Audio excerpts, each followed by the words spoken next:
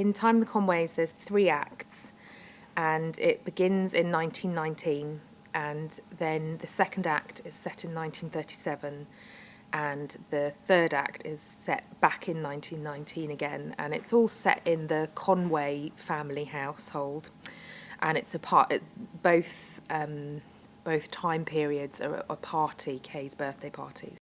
And it's about a family, really. It's a domestic drama. It's about a family and their sort of hopes and aspirations that they have post-war, because 1919 is just a year after the First World War finished.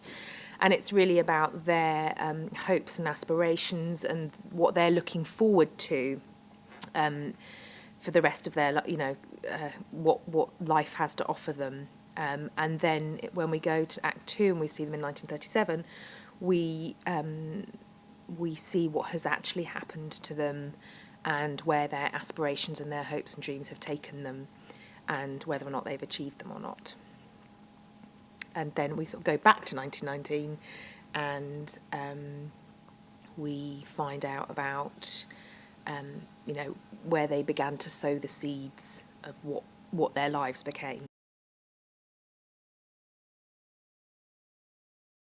So Time in the Conways was one of Priestley's time plays, of which he wrote quite a few. An Inspector Calls is one, and I think there's another one called Have We Been Here Before? But Time in the Conways is kind of considered to be one of his best of that kind of genre.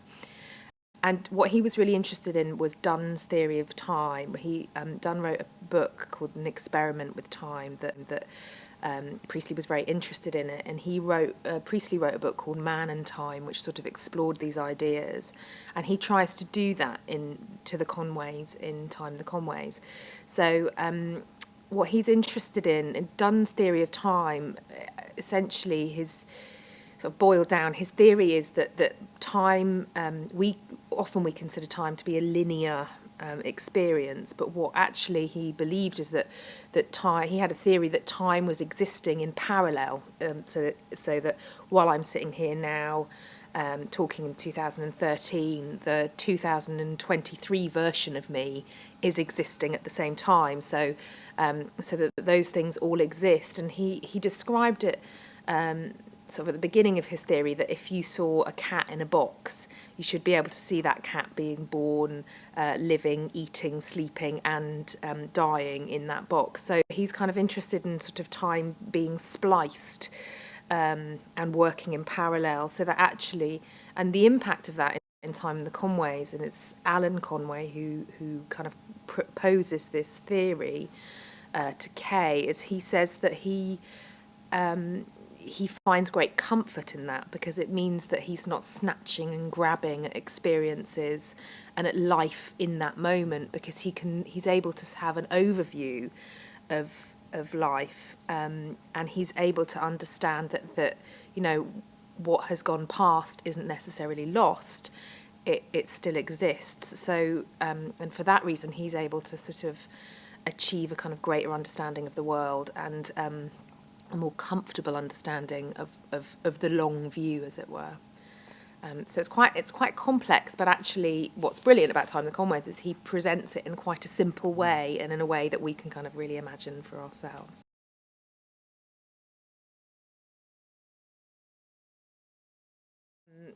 It's about lots of things, really. It's about love and about sort of relationships, familial love and romantic love.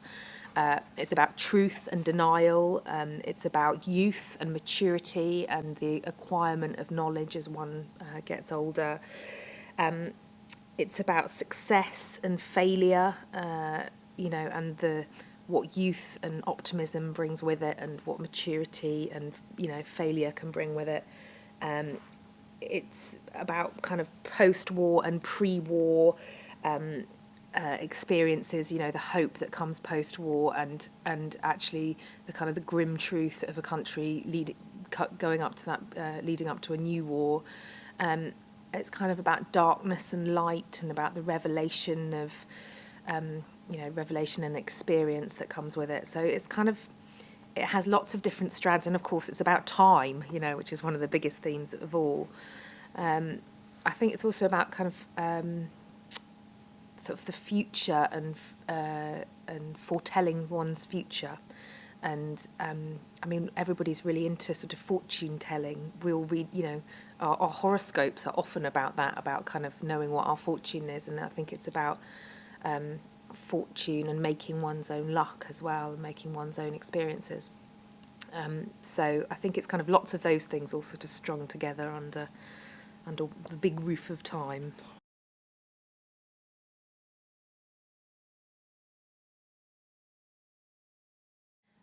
A wonderful production, of course, and a brilliant cast and a great story about people and families and relationships and what our relationship is to money, and you know, at a time of austerity and a time of difficulty. I think they can expect a really beautiful production. It's 1919 and 1937 are such beautiful periods, you know, costume and set and you know, that kind of, there's something about the richness of those times and the kind of order of things which is really magical.